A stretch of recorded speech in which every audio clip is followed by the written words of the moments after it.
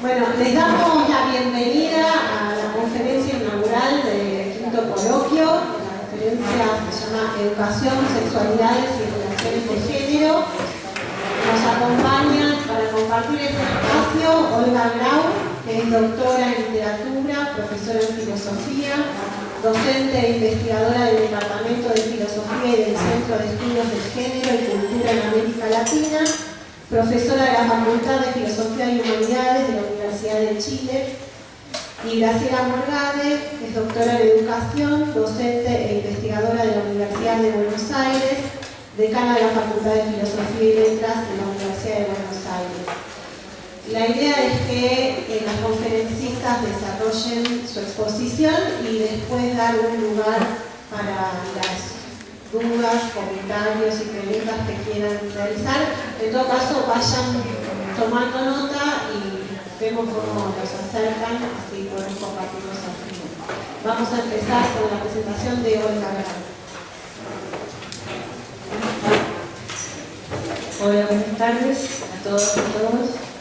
Antes de comenzar, quisiera expresar mi bienestar de estar acá con ustedes, compartiendo un tan potente coloquio de lo que ha acontecido en el transcurso del día, porque realmente felicito todo lo que han hecho, una experiencia muy potente en este momento, que me voy a llevar para transmitirla de alguna manera.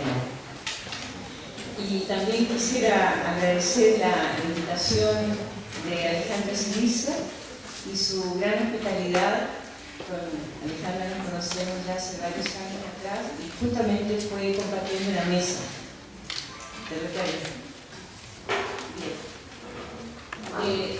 Titulé la ponencia del siguiente modo: Destejer y urdir, pero con lanas distintas. Y pongo un epígrafe que son dos frases de chicos con los que trabajamos hace años atrás en un proyecto de investigación. Uno de ellos dijo: el amor es un campo minado. Un adolescente de San Media, ¿no? Y otro dijo: me conmueve mucho porque implica pensar una serie de asuntos. Se terminarán los estereotipos, pero aparecerán otros y otros. Y tiene que ver con la mesa en que estuve recientemente, o sea, hace poquito, en que se habló cómo nuestra inteligencia está tan marcada por un impulso clasificatorio, por decirlo así, ¿no? O sea, esquematizar, clasificar, diferenciar de un modo tan tajante y en compartimentos estanques. Entonces eso es algo que yo creo que hay que pensar. Llegará un momento, tendremos un tiempo en que los estereotipos no sean, ¿no?, como los modos de pensar predominantes. Y parto. Dado que la invitación que me hiciera Alejandra Siliza para participar en este coloquio se hace mención a dos áreas en las que he trabajado sostenidamente, la de filosofía en Francia y la de los estudios de género y sexualidad vinculados a la educación, dividiré mi presentación haciendo alusión a ambas áreas. Me parece que podría hacerse un enfoque común, considerando el problema de la violencia que existe en los modos de concebir toda la infancia, tanto la infancia como el género sexual, los que comportan violencias reales y simbólicas expresadas en los estilos de trato social en los más diversos espacios.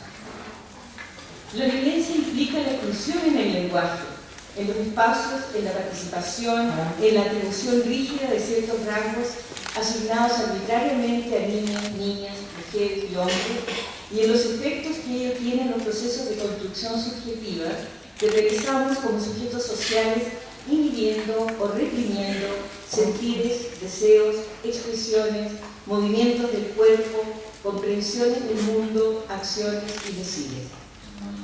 En esa construcción subjetiva, la diferencia sexual es decisiva y el propio cuerpo pesa con todo lo que a él se le asocia. Masculino y femenino serán los soportes constitutivos de oposiciones y jerarquías identitarias, al que se agregan las de adulto, adulta, niño, niña, y las de heterosexual, homosexual, raza superior, raza inferior, clase superior, clase inferior, normal, anormal. Las violencias derivadas de esas arbitrarias jerarquías dan cuenta de relaciones biopolíticas de sucesión a normas y poderes. Ahí utilizo el término de Foucault, donde se activan los sentidos comunes de una cultura fundada en la distancia negativa con el otro u otra, en el no reconocimiento de la presencia de su singularidad y en el no favorecer condiciones para la igualdad. La visibilidad y presencia valorada del otro y de la otra requeriría lo que podríamos llamar como el ejercicio de una política de la proximidad.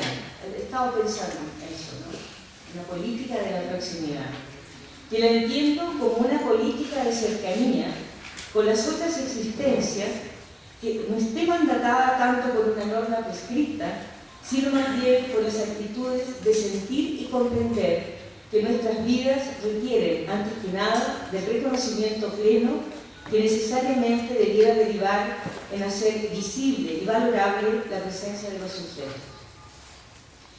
Una política de la proximidad en los espacios educativos, en los espacios privados y públicos, tendría que ser capaz de saber poner atención a la multiplicidad de variables y constituyentes a partir de las cuales nos singularizamos, y que repara en las determinaciones concretas que organizan nuestras vidas. Una política de la proximidad que esté más acá de los enunciados abstractos de los derechos humanos, que implique el interés y la preocupación por la materialidad de los cuerpos y las vidas en tiempo presente. Para ello se hace necesario destejer ese tejido cerrado, apretado y adverso en el abrigar relaciones de cercanía. Y se precisa la udimbre, pero con otra lana, no la usada, de vínculos iguales en sus singularidades. Una educación que tuviera esa premisa y la práctica de favorecerla permanentemente nos permitiría cultivar escenarios amables para la convivencia afable, siempre desafiante o esquiva. Asimismo, esa educación tendría que afianzarse necesariamente en condiciones económicas y políticas de igualdad y de participación real, horizonte siempre a conquistar. La educación requiere de modo permanente del lenguaje y sabemos que este es constructor de realidad en tanto sistema simbólico que refleja y reproduce los dominios ideológicos de diversos alcances. A los y las infantes se les quita la voz. Infari significa el que no habla, que si bien valdría en cierto sentido para los que todavía no articulan palabras, se extiende a una condición de no considerarlos como sujetos de derecho o como productores de cultura en un extenso periodo de la vida. A los hombres y mujeres se les provee a través del lenguaje de comprensiones de sí mismos que se traducen en comportamientos estereotipados. Las palabras, los gestos, las acciones, las imágenes en circulación, los textos, reproducen significados de género y sexualidad en la educación formal e informal, presentes permanentemente en la cotidianidad, comunicando el grado de sexismo que hay entre nosotros y nosotras. El lenguaje, como lo han establecido Bourdieu, Violi, Tannen, Buxorrey, entre muchos y muchas, es el aparato reproductor por excelencia, el que está fuertemente penetrado por los modos de concebir y el sistema de representaciones en uso en una sociedad. Siempre he pensado que cuando se elimine el humor sexista, estaremos en otra posición, cuando ya no sea posible decirlos ni imaginarlos, porque estaremos en otro escenario y en otro imaginario colectivo que impedirá las múltiples formas de violencia sexual, el chiste con violencia sexual. Es necesario valorar los ejercicios de desinstalación de la violencia de género que han realizado las feministas, los colectivos lésbicos, gays, trans, a partir de estrategias lingüísticas, discursivas, atendiendo a la significancia del lenguaje. El feminismo ha construido realidad a través del lenguaje, en el encontrar formas alternativas de expresión, partículas que van sumándose a las acciones y realidades en que las mujeres han tenido un papel político protagónico de transformación. Otro tanto han hecho gays, lesbianas, trans, para dar cuenta de las exclusiones que viven desde la lógica heterosexual tan instalada en nuestras culturas.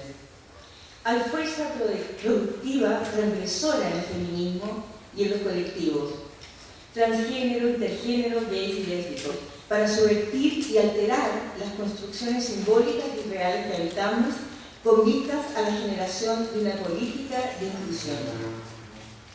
Para ello se quieren lugares de poder, para minar desde el espacio público lo que en justicia requiere ser modificado, pero también junto a ello se requiere de manera prioritaria el trabajo político de las organizaciones sociales. Un acápite, binarismos y dicotomías de género. Podríamos considerar que el proyecto de invención de la modernidad, pese a instituir los principios de igualdad y libertad universales, aún incumplidos en su concreción particular, es el afianzamiento y estructuración racional de una perspectiva de diferenciación sexual que establece una separación rigurosa que descansa en lo que podríamos llamar una analítica sexual, que tiene su soporte en el cuerpo concebido bipolarmente como masculino y femenino, hombre y mujer, sexuado diferencialmente y con una desproporción de ventajas y desventajas de todo orden. En aquel fundamento que adquiere una fuerza enorme para resolver las dinámicas de lo público y lo privado y central a las definiciones de la modernidad en su proyecto político, social y cultural, tienen un lugar importante las elaboraciones filosóficas de Jean-Jacques Rousseau, que marcarán por muchas generaciones, hasta ahora, en un buen sentido, un modo de entender las relaciones entre los sexos masculino y femenino, y los atributos sustantivos de estos que supuestamente constituyen su ser propio. Rousseau deja trasuntar el espíritu de la época e inventa una pedagogía de carácter utópico, que es coherente con su modo de entender el cuerpo social y político. Creará un modelo educativo que, más que pretender su concreción, organiza los referentes para entender la sociedad humana desde la naturaleza humana, diferenciada en definitiva de acuerdo al sexo. Emilio y Sofía serán sus invenciones ideales como los dos pilares de la institución de género sexual, cuya educación diferenciada servirá a la formación del ciudadano, del solo hombre, y de la mujer dependiente de aquel. Contemporáneamente se le opondrá de manera fuerte Mary Wollstonecraft, una voz que queda sumida en el dominio discursivo masculino, fuera de la historia de las ideas hasta el momento de su recuperación feminista. Al Emilio de Rousseau queda contrastada, ¿no?, la vindicación de los derechos de la mujer de Wollstonecraft, que se propone, dice, hacer más respetables a las mujeres, en otro sentido de la respetabilidad. Y señalará que, comillas, el primer objetivo de una ambición laudable es obtener el carácter de un ser humano, sin tener en cuenta la distinción de sexo, y que las consideraciones secundarias deben conducir a esta simple piedra de toque. Cierre comillas. Mientras Rousseau afirma la distinción de los sexos, Wollstonecraft pretende suprimirla, bajo el principio de una verdadera igualdad que se fundaría en el uso igualitario de la razón y la capacidad de verdad. Dice, espero que mi propio sexo me excuse si trato a las mujeres como criaturas racionales, en vez de hacer gala de sus gracias fascinantes y considerarlas como si se encontraran en un estado de infancia perpetua, incapaces de valerse por sí solas. Deseo de veras señalar en qué consiste la verdadera dignidad y felicidad humana. Quiero persuadir a las mujeres para que traten de conseguir fortaleza, tanto de mente como de cuerpo, y convencerlas de que las frases suaves, el corazón impresionable, la delicadeza de sentimientos y el gusto refinado son casi sinónimos de epítetos de debilidad, y que aquellos seres que son solo objeto de piedad y de esa clase de amor que se ha calificado como su gemela, pronto se convertirán en objeto de desprecio. Hasta ahí el texto de Wollstonecraft. Rousseau, en oposición a una educación de autonomía de las mujeres, instala muy fuertemente la condición de su ser para otros, esposos e hijos. Hace una fuerte crítica a las madres burguesas que dan sus hijos a las nodrizas para ser alimentados. Los pechos maternos en función nutritiva quedan desde sus argumentos como garantes de virtud femenina.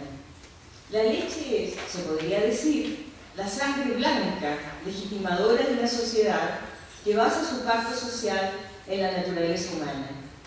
El traspaso de los hijos a las nodrizas debilita, a juicio de Rousseau, los vínculos y altera el orden moral que se repararía porque las mujeres cumplieran, dice, la obligación tan suave que les impuso la naturaleza.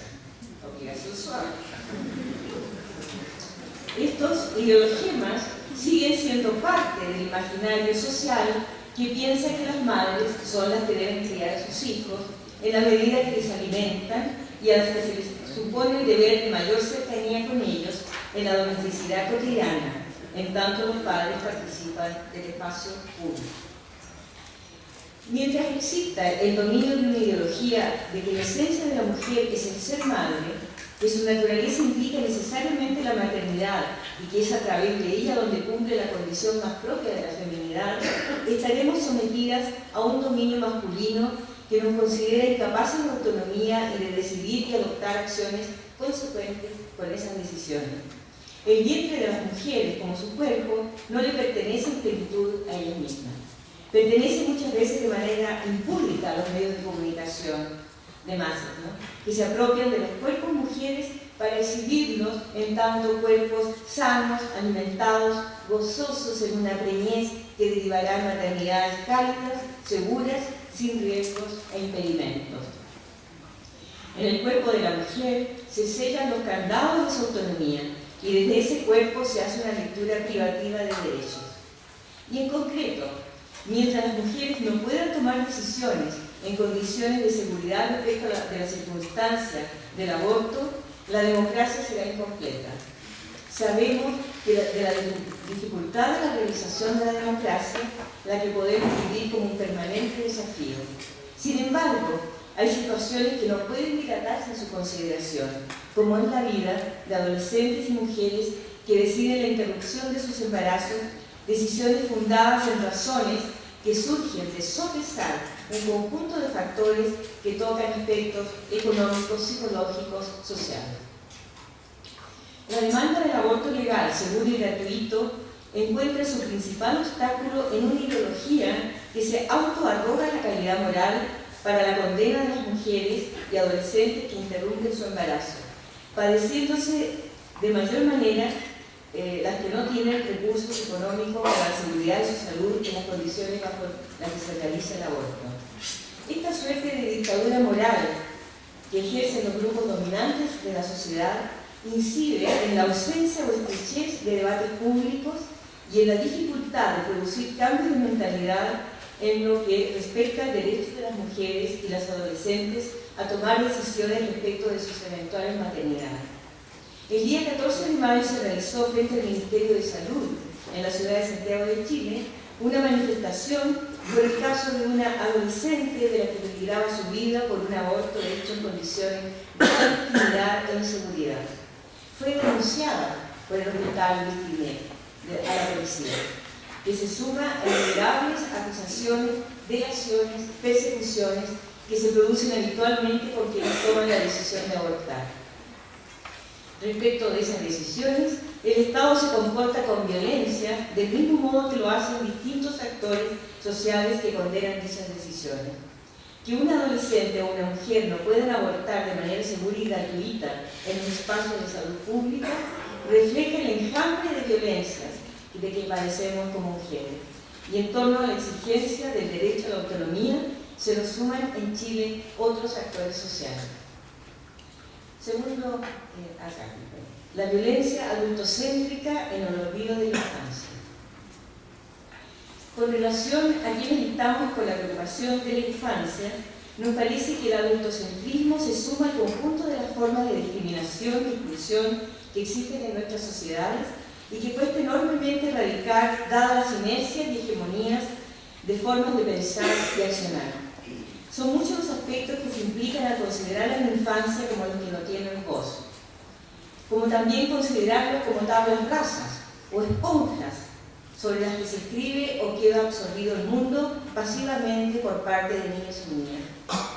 El adultocentrismo se liga con el sexismo, el racismo, la discriminación por capacidades sustitutas a las consideradas normales, y tenemos de ese modo comportamientos que se riñen con maneras de entender lo educativo y lo político desde el principio de igualdad.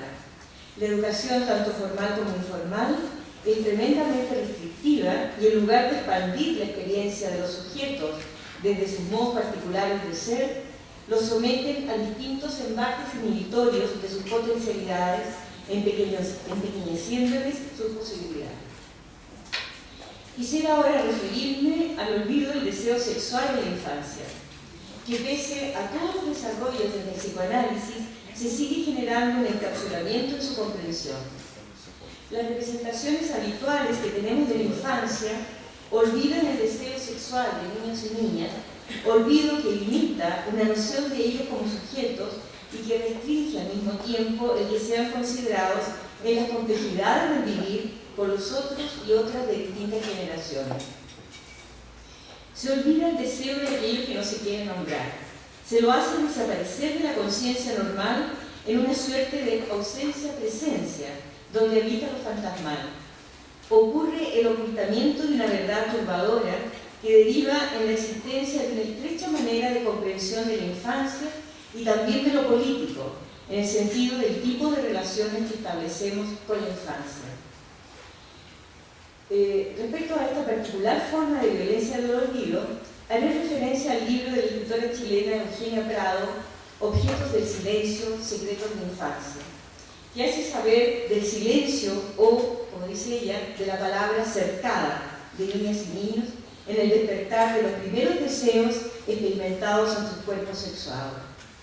La condición de víctima de la niña o niño es la noción en la que más se ha insistido para la defensa de sus derechos cuando se ha tratado del abuso sexual ejercido por personas adultas sobre niños y niñas, junto a las situaciones de abuso condenables infligidas desde una relación de poder que comportan una violencia indesmentible que reclamaría justicia.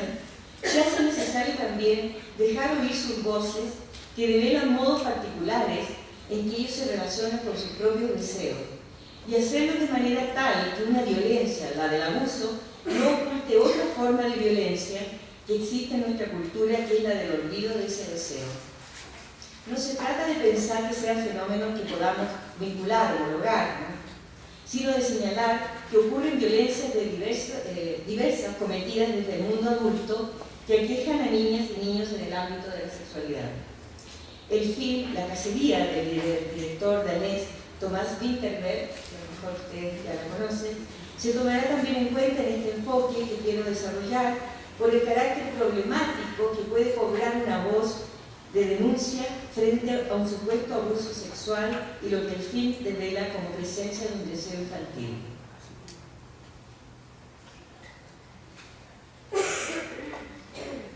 La sexualidad es quizás uno de los primeros silencios que nos constituyen en esa brecha entre uno mismo y los otros.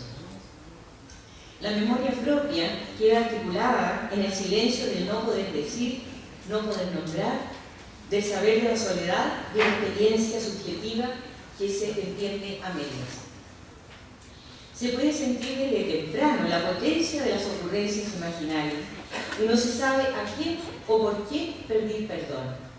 Como cuando se desea besar la boca de la hermana o del hermano, o se mira a hurtadillas y fascinación el pene salido de su capucha en un perro callejero, o se escucha a los cuerpos de los padres haciendo movimientos y ruidos turbadores, o la fantasía que tuvimos con el amigo de la tía, lo que nos suscitó el niño hijo de la mujer que aseaba la casa, que invitaba a chupársela, la caricia inolvidable desde el tobillo a la entrepierna, recibida y actuada por una niña que reproduce performáticamente una escena vivida por ella con un joven.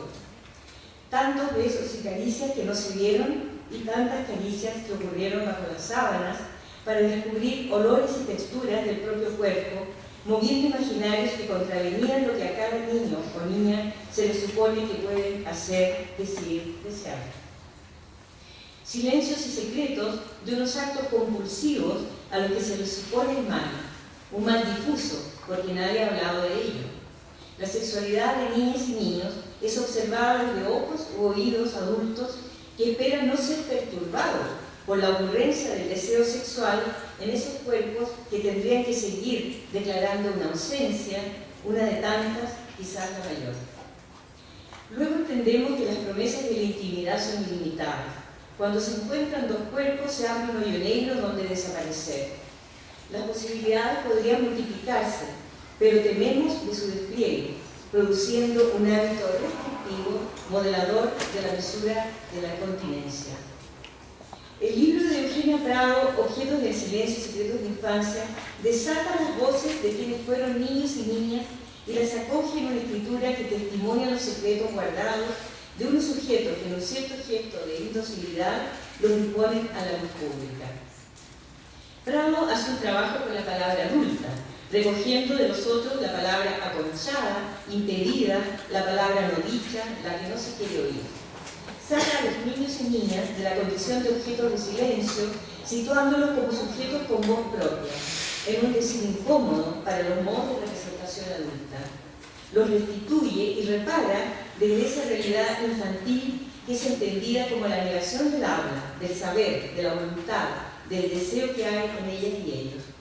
La palabra misma de infancia se relaciona con ello, que señala a los niños desde una carencia, la del lenguaje, privado de aquello que confiere los títulos de pertenencia a la comunidad social, en un tiempo de espera de la madurez, de su reconocimiento como persona. Los niños y niñas no hablan, no se les ha dejado hablar, no se les ha escuchado. Prado les escucha, produciendo esas voces que quedaron silenciadas, las hurta del silencio para dejarlas leer, hacerlas saber bajo la forma testimonial, tramada con un decir literario, para hacer saber de un modo de desear. En una composición discursiva que agrega después de los relatos dice: los niños no son ángeles, ni seres asexuados, sino niños y niñas habitadas por un cuerpo, una mente. Caen allí sobre la tierra marcados por el sexo, obligados al silencio. Constituidos como secretos, es desde allí que elaboran su mínima identidad, desde movimientos desplazados bajo las insidiosas miradas de sospecha de los adultos. Sus sexualidades infantiles, deseosas, están habitadas por fantasías que buscan goce y nuevas formas de placer. Viven y habitan una realidad infantil con características, dimensiones, tiempos, espacios y principios propios, diferenciados de manera radical por los mayores.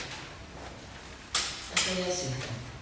En su escritura, Eugenia Prado rescata los primeros silencios, trabajándolos, exprimiéndolos, haciéndolos expresarse, en el producir los espacios adecuados para permitir esas hablas de secretos de infancia. La escritora, a mi modo de ver, ejecuta en ella una acción política, la de permitir el nombrar y el decir en una suerte de desobediencia y complicidad compartida con quienes relatan en contraste con un sistema de prácticas y significaciones que no permite escuchar esas reservas subjetivas. La autora se dispone a recibir el relato sin pudores, en una comunicación que no bloquee, que no restringe ese saber. Su iniciativa tuvo tropiezos, dice, por la reticencia de los adultos a relatar sus experiencias infantiles, la dificultad de entregar el detalle, recogerse hacia el silencio entre culpas y desasosiegos recordados, permanecer muchas veces en el secreto de familia, aquella que tanto se defiende y ensalza, desconsiderando los abusos sexuales de padres, padrastros, tíos, abuelos, etc. A Prado le interesan los relatos que narran momentos en que niños y niñas aprenden el goce aún en un tormento inquietante, lo que nos abre una experiencia de sensualidad y erotismo, la exploración de texturas y sensaciones, juegos y experiencias lúdicas destinadas a producir placer, indispensables para la construcción y estructura de su identidad sexual. Los adultos no quieren saber de la sexualidad infantil, la niegan, confinan al olvido lo que han percibido niños y niñas, dejando esa sexualidad en el mismo sitio en que dejaron las propias escenas lúdicas que comprometieron intensamente sus cuerpos sexuales. relatos en un formato de ficción y que acompaña con otros registros discursivos. Los relatos de realidad ficción cuentan el deseo y el placer que pudo experimentar una niña por un viejo que la manoseaba. No se sintió abusada, como tampoco un hermano por otro hermano. Una chica tienta a la mujer que la acompaña en casa a experimentar una experiencia lésbica. Un chico demasiado mimado por su padre tiene a los 12 años su primer amor con un cura, habiendo experimentado el deseo antes por amigos de su sexo. A los 9 años, una chica vive intensamente las caricias con otra niña, dice, naciendo a una sexualidad que fluía a manantial.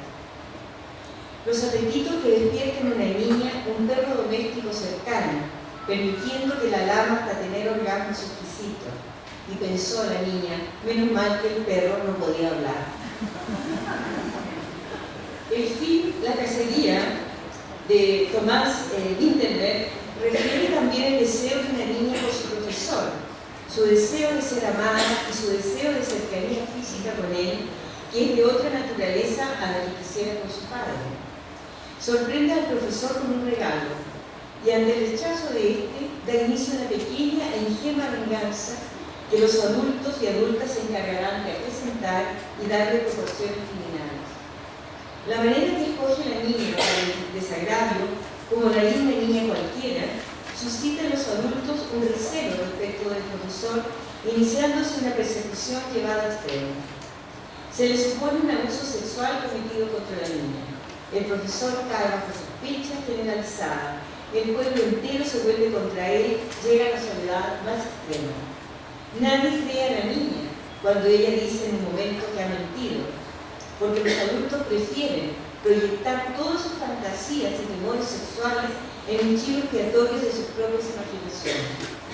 La desgracia autoproducida cubre al pueblo entero, y si bien todo se restituye finalmente, y el profesor contra él mismo violentamente tiene que hacer saber la verdad, y la niña volver a sus brazos ante los demás en gesto inocente, el film expresa lo inquietante de la sexualidad. La inducción que hacen los adultos y adultas para que la niña vaya construyendo la narrativa de supuesto abuso, narrativa forzada por ellos, es la negación del deseo posible de la niña. Todos han cometido una violencia de olvido del deseo de niños y niñas y de ellos y ellas mismas cuando lo fueron. Y, como reza el título de Simone Vinci, de los niños nada se sabe, porque también han sido olvidados.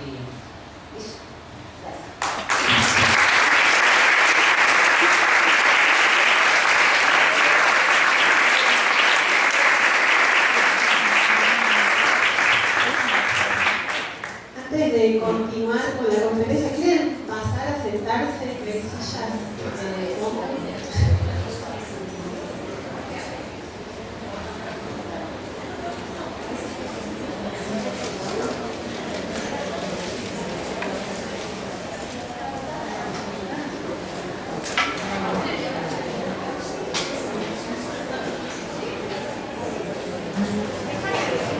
Bueno, continuamos con la presentación de Graciela Morales.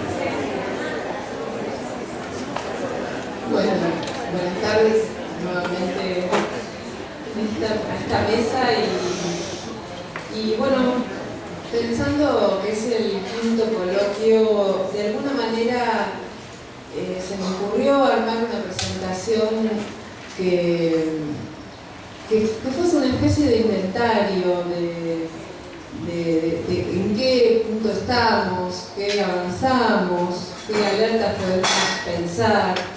Y también pensé que podría llamarse algo así como diálogos políticos. Voy a proponernos pensar a los actores políticos de la educación sexual integral, a la dimensión, las pedagogías como prácticas políticas, y a la investigación académica también como una práctica política, ¿no? Y de alguna manera la presentación se nutre de una línea de trabajo que venimos sosteniendo con un equipo que integra Paula Feinsohn y las compañeras que están en el programa, no las voy a nombrar, pero están por acá, de modo que también estas reflexiones son un producto colectivo que también tiene una historia que va por los 10 años. Arrancamos en el 2004 con un proyecto que se llamaba Presencia y ausencia de las sexualidades femeninas y masculinas de los y las jóvenes estudiantes de la escuela media, 2004, antes de la Ley de Educación Sexual Integral, con la Ley de Salud Reproductiva ya sancionada, con un silencio sistemático por parte del área de educación en relación con la educación sexual, con algunos proyectos de ley que fueron fuertemente debatidos y situaciones sumamente frustrantes, inclusive en la ciudad de Buenos Aires. Por aquí hay una legisladora que fue autora de algunos de esos proyectos. En ese marco nos propusimos dialogar con directivos, integrantes de equipos directivos de escuelas, para poder comenzar a hacer una especie de diagnóstico de en qué piso estaban las posibles leyes de educación sexual integral, y encontramos fuertemente, voy a ir rápido, pero encontramos fuertemente la hegemonía de un modelo, que es el modelo que llamamos médico-biologicista, el modelo de la prevención, la convicción de que la educación sexual era importante y era necesaria, pero el enfoque para la educación sexual, que era el adecuado y el necesario, era el médico-biologicista, es decir, la prevención de infecciones de transmisión genital, y como dice un médico por ahí, la sexualidad enferma, en todo caso será la transmisión genital la responsable de las infecciones, y de los embarazos, ¿no? Fuertemente esta categoría aparece como organizando todos los significados alrededor de la posibilidad del abordaje educativo de la sexualidad. En el segundo proyecto nos propusimos, y ya con una ley en curso, explorar experiencias de docentes que ya estuviesen desarrollando algunos proyectos vinculados con el enfoque de la ley, que ya eran las leyes, porque también en la Ciudad de Buenos Aires, en el 2006 también se sanciona la ley de la Ciudad de Buenos Aires, después de la ley nacional, en algunas áreas. Y a partir de ahí, además de identificar la enorme dificultad que existía en las escuelas, porque si bien había una ley de educación sexual integral y también había lineamientos curriculares, evidentemente el piso del que se estaba partiendo, que era esa visión hegemónica sobre las sexualidades, seguía vigente con toda su fuerza. Nadie puede pensar que sancionar una ley es transformar la realidad. En todo caso, sancionar una ley es un paso que viene de un proceso transformador y que además habilita otros procesos transformadores, pero que evidentemente, y en términos educativos, había mucho por hacer. Y en una tercera etapa de esta línea, nos dedicamos en conjunto con profesoras y profesores, que terminaron siendo profesoras de escuelas secundarias y en un dispositivo de investigación participativa, a trabajo conjunto en el desarrollo de contenidos curriculares en diferentes áreas del secundario también. Inclusive también hay una profesora que integra nuestro equipo que vino con nosotras, de modo que intentamos llevar adelante un proceso de investigación participativa con profesoras y profesores que estuviesen con deseos, con interés, con disposición de desarrollar contenidos junto con nosotras y en conjunto desarrollar también una sistematización por parte de la investigación. Cuento esto porque digo, me animo a hacer este inventario a partir de esta historia, esta trayectoria, que cruza inclusive también alguna experiencia personal ya en el Ministerio de Educación. Tuve la oportunidad de participar en la discusión de especialistas en el marco de la construcción de los lineamientos curriculares que fueron votados en el año 2008, la resolución 45 del Consejo Federal, de modo que también algunas de estas reflexiones están atravesadas también por esa experiencia, ¿no? Un primer punto que planteo para pensar es que lo político, las políticas y la política en relación con la educación sexual integral, ¿no? Una de las primeras banderas del feminismo fue lo personal es político, contribuyendo fuertemente a perfilar y consolidar una tradición que discutió fuertemente que lo político no era necesariamente lo estatal o inclusive lo público, ¿no? Es esa división que a veces parecía que lo político era solamente lo estatal. Y de esta concepción, lo político se expresa en la vida cotidiana, más allá y más acá de las instituciones formales. Uno de los lemas del movimiento social de mujeres, en particular en sus versiones más críticas, tuvo que ver con pensar a la democracia en la calle, en la casa y en la cama, como potente expresión de condensación de esa forma de pensar lo político. Y la lucha política entonces no se reduce a la disputa por el acceso a los instrumentos o al aparato del Estado, sino también multiplica los espacios de participación. Sin embargo, como es sabido, hay una relación compleja entre, y creo que no cerrada todavía por parte de la ciencia política, creo que en construcción, entre los feminismos, los movimientos sociosexuales y el Estado. Es contradictoria y hay diferentes posiciones. Todavía creo hay algunas expresiones de los movimientos sociosexuales que tienden a pensar al Estado como un adversario absoluto, por definición, y por lo tanto no dialogan con el Estado, o en todo caso el Estado es un padre digamos, represor o un padre dador, pero en todo caso siempre es un antagonismo. Y es sabido que hay muchos motivos por los cuales sería posible pensar desde esta perspectiva. Si solamente nos referimos a la Argentina y pensamos, por ejemplo, cómo se definió la patria potestad durante décadas, el doble estándar del adulterio, por ejemplo, en relación a la posición civil de las mujeres, las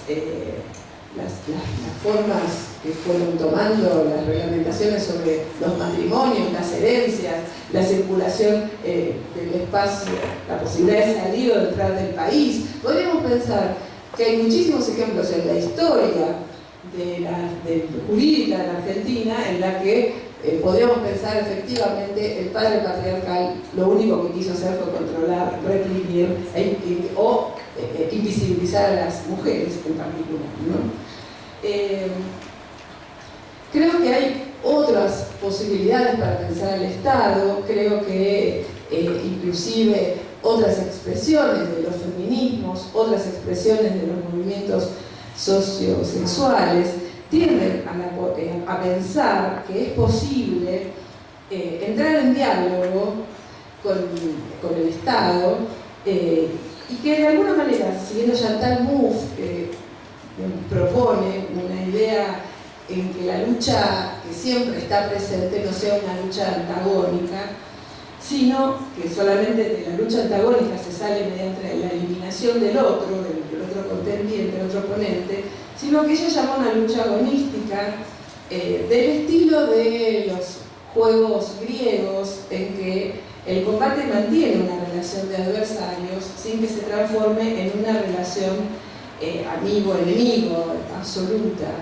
Y entonces de alguna manera entender lo político mediando todas las relaciones, entender lo político en los ámbitos de la intimidad y en los ámbitos del Estado, entender lo político en la lucha contra y permanente en diálogo con el Estado, todas estas expresiones están presentes cuando hablamos de educación sexual integral.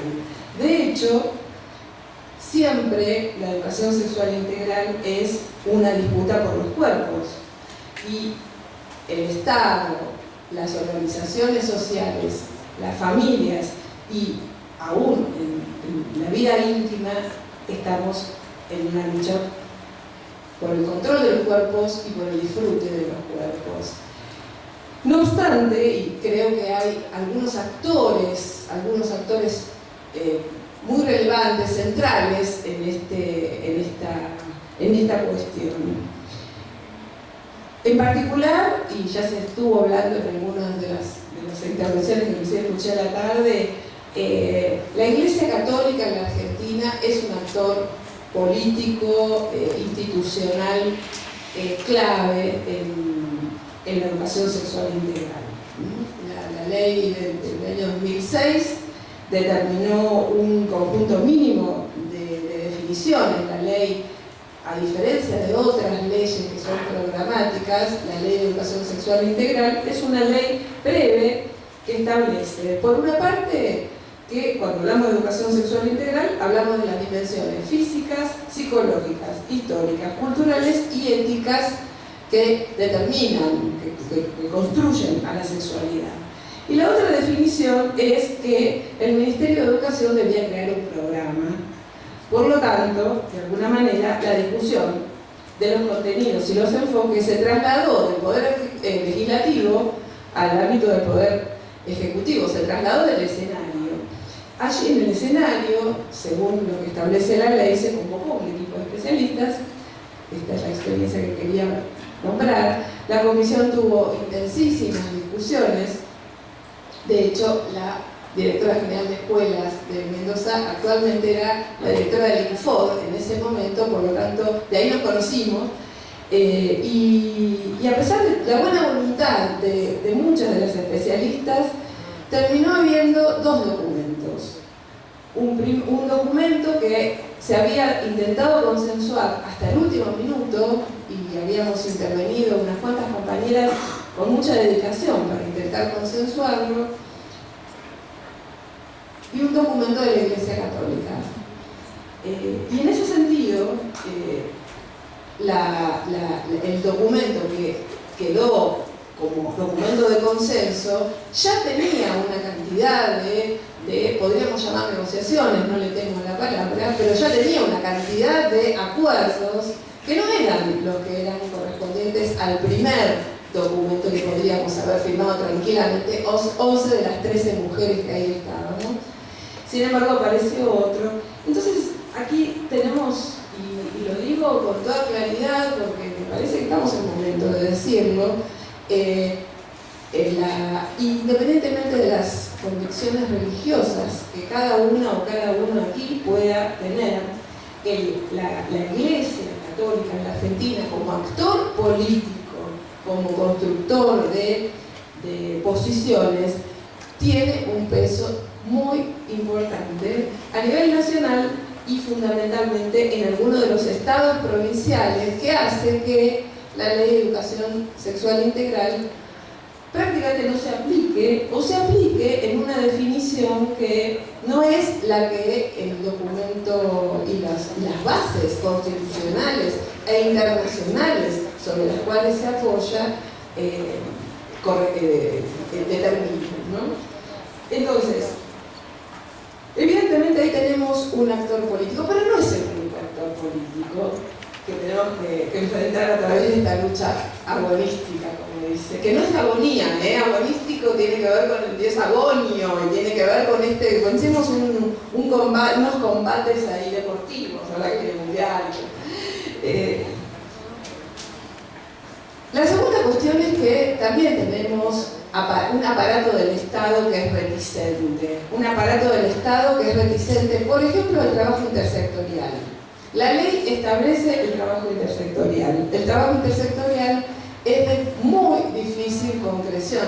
De hecho, hoy escuché a una médica que está por acá, de la provincia de Mendoza pidiendo que se trabaje más en conjunto con el área educativa. O sea, también hay una inercia de la organización de los aparatos del Estado que hacen que una política integral, como es la política de educación sexual integral, que no es integral solamente porque se refiere a un concepto integral de la sexualidad, sino que también es integral porque alude explícitamente a la convergencia de los diferentes aparatos del Estado para construir las políticas públicas. Salud, educación, salud, justicia, acción social mínimamente y por supuesto economía, que siempre debería estar presente. Y por otra parte, tampoco hay en la norma una determinación específica en relación con los modos de planificación de las políticas educativas que deberían seguirse. Ustedes probablemente acá estemos con muchas personas que son del ámbito de la educación y probablemente muchas no. Nuestro país tiene una organización federal, eso significa que hay acuerdos federales que se firman entre ministros y ministras con el Ministerio Nacional, pero que después cada provincia tiene que incorporar esos acuerdos en los modos locales de construcción, por ejemplo, de diseños curriculares. Pero la ley no estableció, no determinó que los diseños curriculares de cada provincia tenían que hacerse cargo de los lineamientos y por lo tanto hay una, desde mi punto de vista, excesiva apertura en las decisiones provinciales que tal vez se podrían haber articulado en el momento de la votación de la ley.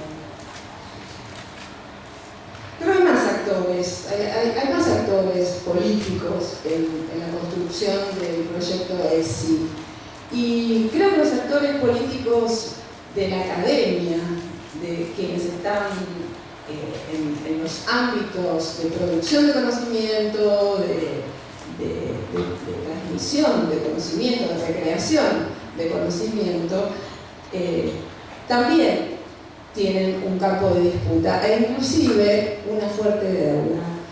Si nosotros pensamos que las ciencias se consolidaron de una manera histórica y por supuesto la división entre saberes forma parte de un desarrollo también de relaciones de poder, podemos pensar que la diferencia entre historia y biología también es una diferencia que tiene que ver con campos académicos y discusiones de poder.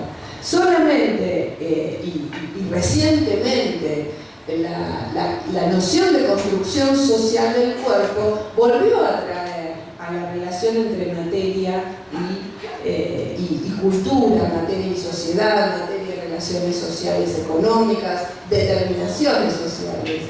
Pero si pensamos en la división entre los campos, es evidente que en la academia, por un lado está la biología, sus investigaciones, su financiamiento, sus reglas de evaluación, y por otro lado están las ciencias sociales y la pedagogía, y si nosotros pensamos en que el concepto de educación sexual integral implica una lectura complejizadora de la construcción social de los cuerpos sexuados, ya tenemos un problema en que los actores políticos, que son los investigadores y las investigadoras que están en su lugar, no han sido aún lo suficientemente, y creo que es un camino que veremos cómo sigue, pero no han hasta el momento, no se han dejado penetrar en esas fronteras que sabemos que son porosas, sabemos que cada vez es más difícil construir diferenciaciones entre disciplinas tan estrictas, que por otra parte tienen una diferenciación muy clara en el currículum. Las materias del currículum escolar y los planes de estudio todavía están divididas y todavía en las escuelas se enseña por materias, y sobre todo en la educación secundaria se enseña por materias que tienen nombre de disciplina. Ni siquiera la organización curricular de las escuelas ha logrado, y de hecho hubo intentos que volvieron para atrás y fueron complicados, tener una organización que no sea por disciplinas. Pero reitero, esto es un efecto de otro poder, el poder de la organización de los campos académicos. parte, internamente, en cada uno de esos campos académicos, también hay debates pendientes. Pensemos que si hace muchos años Gloria Bond, una de mis maestras y una investigadora, una docente de Estados Unidos, Peggy McIntosh, trabajaron lo que proponen como fases del cambio curricular. Y lo que ellas decían es que frente a la invisibilización de algunos grupos, ¿cuál es la tendencia académica para ir saldando ese problema? Uno es agregar, ¿no? Entonces, si invisibilizamos, por ejemplo, a las mujeres, una forma de incorporar a las mujeres en el currículum es estudiar a las mujeres extraordinarias. Entonces, aparecen las grandes mujeres o aparecen las mujeres como problema, entonces son las mujeres víctimas. Y la forma de incorporación de muchos grupos invisibilizados en el currículum ha sido, y a veces es así, entonces hablamos de el caso o del problema o de la víctima que aparece siempre como el otro, en una unidad específica que a veces hasta tiene un horario específico y que después, por supuesto, volvemos a lo importante y lo importante sigue siendo el corazón de la materia, ¿no? Entonces, pensar en una transformación curricular que incluya con la complejización que significa pensar a las disciplinas desde la perspectiva del género, por ejemplo, implica también una enorme crítica epistemológica de las disciplinas que son los saberes de referencia del currículum. Y esa es una crítica epistemológica que, reitero, los actores políticos académicos somos los principales responsables para encarar.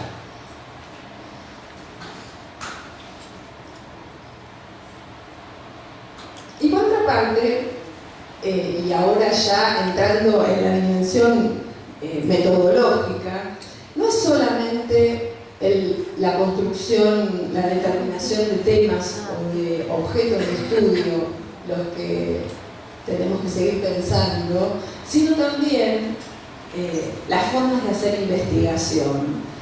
Y entraría en el segundo tema, que es, bueno, ¿cómo hacemos investigación sobre estas cuestiones? En el caso de nuestro proyecto, intentamos, con condiciones de partida, sobre todo esta última etapa, intentamos construir una relación entre las investigadoras universitarias que rechazan que la autonomía de la ciencia sea, por ejemplo, un soliloquio o un monólogo o ignorar a los movimientos políticos y los movimientos sociales. Eso no es la autonomía del pensamiento, no es la autonomía de la ciencia. Podríamos discutir qué es la autonomía, pero en todo caso, autonomía no es no dialogar. Y por otro lado, investigadoras, profesoras, que se incorporan al equipo con una interesante formación propia de cuestiones de género, empatía con jóvenes, una cierta incomodidad con el sistema. Estas fueron las profesoras que se acercaron a trabajar con nosotras. Y el equipo mixto, el equipo de trabajo conjunto, es un equipo que de alguna manera intenta desarrollar algunas prácticas de vigilancia epistemológica. Por un lado, la reflexividad respecto de cuáles son los supuestos básicos de la investigación. Y esto, en este sentido, orientadas por lo que se dio a llamar las epistemologías feministas. La investigación social orientada en la perspectiva de género implica reconocer la dimensión descriptiva y la dimensión crítica de la categoría. Mantener el sentido crítico de la categoría de género cuando en muchos casos aparece ligado a un pensamiento políticamente correcto, un pensamiento que parece como de moda o que parece inclusive, después de la ley de identidad de género, hasta validado socialmente, es parte del problema. Poder seguir sosteniendo la crítica desde la perspectiva de género y, en todo caso, seguir construyendo herramientas teóricas. En otras palabras, ¿no? ¿Qué buscamos cuando investigamos? De alguna manera, siempre estamos intentando identificar las regulaciones que subyacen, las formas de opresión, las formas de construcción de márgenes de la libertad, que sabemos que nunca es absoluta, pero en todo caso los márgenes que determinan y limitan a las formas de la enseñanza cuando pensamos que estamos haciendo una pedagogía feminista y liberadora. En otras palabras, no creernos de movida que lo que estamos haciendo ya es una práctica transformadora solamente porque se habla de género, porque se incorporan algunos contenidos que tienen que ver con la ley de género. Por otra parte, reitero, intentar pensar de una manera igualitaria, rescatando y sabiendo la proveniencia de organizaciones diferentes, de una manera igualitaria construir redes de confianza, lazos de confianza, de la forma de construcción de conocimiento de los actores en cada uno de los ámbitos. Y yo decía hoy a la mañana que a veces meter las manos en el barro, meterse a trabajar en diálogo con políticas públicas es desafiante porque desafía nuestras propias formas de pensar. Lo mismo cabe cuando hacemos investigación-acción. En este caso es una investigación-acción participativa. ¿Qué significa? Se imaginan las clases son pensadas y se llevan a la práctica y se analiza después qué pasa. Y no siempre pasa lo que se anticipa que pasa. Y desde un escritorio muchas veces imaginamos realidades que son después mucho más complejas y incorporarlo en la forma de construcción de conocimiento es una manera de hacernos cargo de esto. Y por último también una visión de conocimiento. Ese conocimiento que se produce, ¿cómo se valida?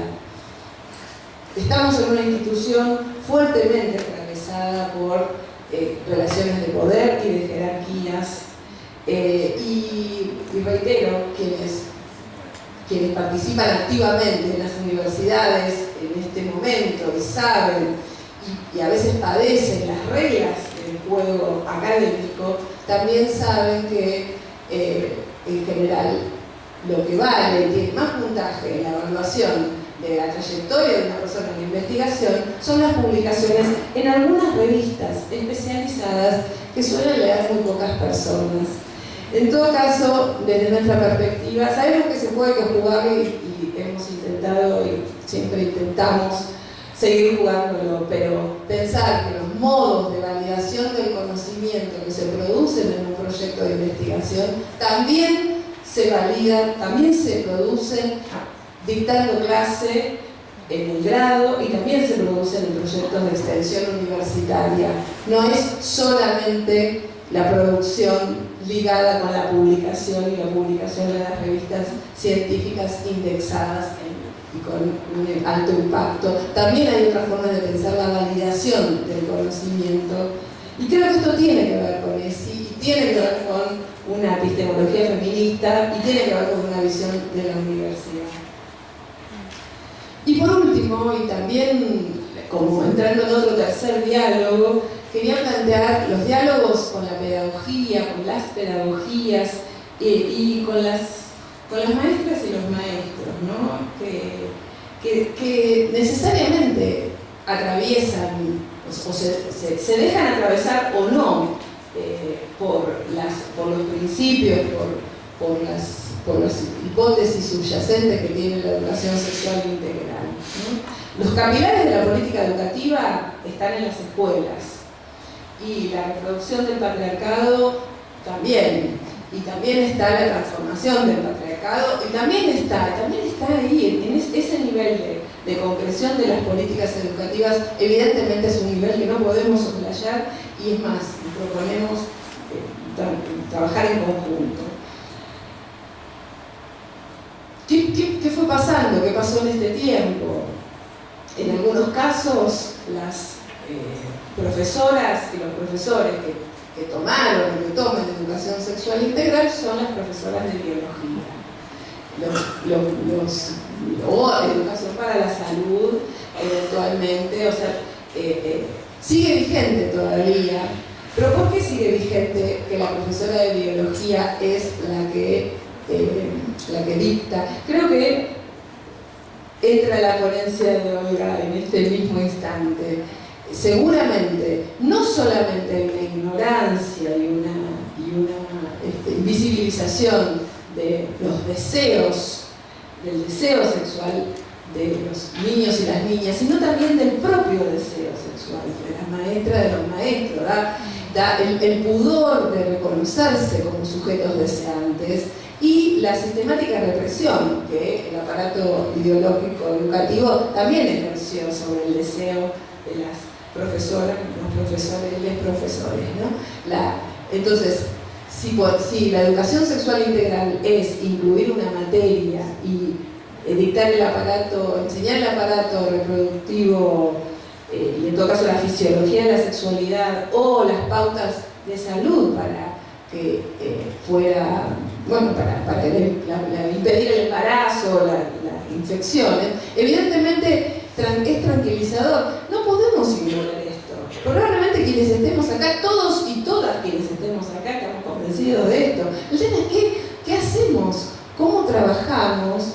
¿Cómo trabajamos con profesores y profesoras que tienen pudor y que no pueden, en muchos casos, por ahí articular decir ciertas palabras? O sea, eso forma parte de la realidad. Y no solamente forma parte porque la investigación académica de base de los saberes que ellas y ellos tuvieron en el profesorado, porque esto nos mordemos la cola, o sea, ¿quiénes formaron a estos formadores? Los contenidos de base no hablaron de esto. Entonces, los contenidos de base no hablaron de esto, tampoco hablan en el momento actual, porque tampoco tenemos una suficiente producción curricular para cada una de las áreas curriculares como para que una profesora o profesor de alguna materia reciba sugerencias para la materia que tiene que dictar, que tengan una orientación clara. Como dijimos recién, hay lineamientos curriculares, pero en cada una de las provincias es bastante dispar lo que se está haciendo en la incorporación plena de la ESI en los contenidos. Entonces, o sea, ¿con quiénes tenemos que trabajar? Nosotros tenemos una reflexión en el equipo y también una alerta que es, y lo quiero volver a plantear porque lo pensamos numerosas veces, nosotros no podemos tener una política educativa que dependa no solo de la voluntad, que hoy yo escuché en una mesa, ¿no? Por la voluntad. Las personas lo hacen porque está el marco, pero lo hacen sobre sus espaldas y porque tienen el fuerte deseo. Veo mucha gente que hace así, de meter como gente voluntarios a este grupo, pero no podemos solamente apoyarnos. Pero tampoco podemos apoyarnos, y por ahí lo podemos discutir, pero no nos podemos apoyar solamente en los docentes que tienen una vocación militante, porque también nos va a quedar estrecho, ¿no? O sea, nosotros tenemos una agenda militante, tenemos una intencionalidad militante en la ESI, pero no podemos trabajar solamente con las profesoras y los profesores que militan o activan en diferentes, o sea, tal vez seamos las socias, los socios privilegiados, pero no podemos trabajar solo con ellos. Entonces, evidentemente, tenemos que trabajar también en una dirección de construcción de una pedagogía que de alguna manera también no sea sectaria, porque decía recién yo, tal vez es un poco sectario pensar que hay que ser militante o activista para trabajar en esto, ¿no? Y la pedagogía en este momento está en una ebullición. Es un momento bien interesante para pensar la relación pedagógica histórica clásica, ¿no? Docente, estudiante, conocimiento, eso es lo que llamaba la tríada pedagógica. Está fuertemente en discusión. Está en discusión, por una parte, obviamente hace mucho la ilusión democratizadora, la escuela igualadora, eso haya sido fuertemente discutido y también está en discusión la autoridad pedagógica en el sentido de la jerarquía, ¿no? Hay los derechos infantiles, los derechos de niños, niñas y adolescentes también tematizan a la relación entre docentes y estudiantes, y hay inclusive un momento interesante desde el punto de vista de la época, las tecnologías, la irrupción de otras formas, otras fuentes de conocimiento, otras fuentes que llevan al desarrollo de experiencia que ni siquiera pasan por la escuela, pero que llegan a la escuela e impactan en la escuela. Creo que si nosotros queremos pensar en una educación que se haga cargo de su carácter sexual, por ahí pensábamos que la idea de educación sexuada es una categoría interesante para pensar, para que la educación se haga cargo de que siempre es sexual, y la educación sexual es la educación que sabe que siempre se están tramitando contenidos que tienen que ver con significaciones de género, con la construcción social del cuerpo sexuado, con el poder, con las relaciones de poder, con las relaciones sexogenéricas, atravesadas por otras determinaciones, porque las determinaciones de clase siguen estando vigentes con toda su fuerza, lo mismo que las determinaciones étnicas y las determinaciones por las capacidades y otras. Entonces, si nos hacemos cargo de una pedagogía que reconozca su carácter, el carácter sexual, el carácter de búsqueda de la justicia, probablemente tengamos que ir pensando como docentes, y esto a mí me resulta interesante pensarlo con una noción prestada o, qué sé yo, robada, porque creo que Bolivia se llama el Estado plurinacional de Bolivia. Y tal vez la idea de pluriglosia, o sea, la idea de las voces múltiples como valor, la pluriglosia es pensar que no hay una sola voz, que es la que vale la pena. ¿No? Glosa como de lo que se habla, pluriglosia, pensando en contraponerlo con monoglosia, ¿no? La glosia es aquello, lo que se habla. Monoglosia es, hay una sola lengua. Y pensar a la pedagogía como un espacio, o una pedagogía pluriglósica, desde la perspectiva sexogenérica y pluriglósica en general, es invitar a las profesoras, a los profesores, a construir una autoridad que no necesariamente sea la que le da el ser la voz única, la voz autorizada, la voz que autoriza y que pone la nota y dice 10 o 0. Y ya estoy pensando en una pedagogía que ni siquiera se refiere solamente a las cuestiones sexogenéricas, sino que también se hace cargo de estas enormes divisorias que hacen todavía a la injusticia. Me imagino que es un tema que podemos seguir o podemos discutir ahora en el espacio de las preguntas, es un tema complejo, es bastante disruptivo, pero solo con una pedagogía pluriglósica vamos a poder dar, y convencidos de que no hay una sola versión, vamos a poder dar lugar inclusive a la propia voz docente y a los propios saberes, temores o inclusive convicciones religiosas que puedan tener los profesores y las profesoras. Y por otro lado también creo que hay otros debates que van a poder incluirse, que son algunos de los más complicados.